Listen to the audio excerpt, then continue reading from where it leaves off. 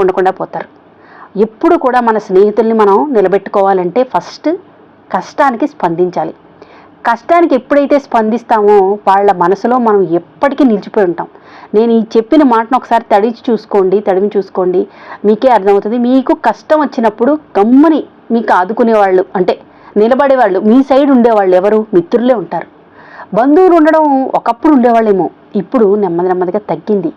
ఎందుకు తగ్గింది అంటే ఆ కారణాలు నేను చెప్పలేను, కానీ ఫస్ట్ స్టేటస్ చూస్తారు, తర్వాత మనం వాళ్ళకి ఇచ్చే టైం చూస్తారు, ఆ తర్వాత మనం ఫంక్షన్లకు వెళ్తున్నామా లేదో చూస్తారు, మన నగలు, చీరలు, మన హోదా, మనకున్న ఇళ్ళు, ఇలా అన్ని లెక్కల తర్వాత నువ్వు నాకు కావాలి అనే లెక్క వస్తుంది.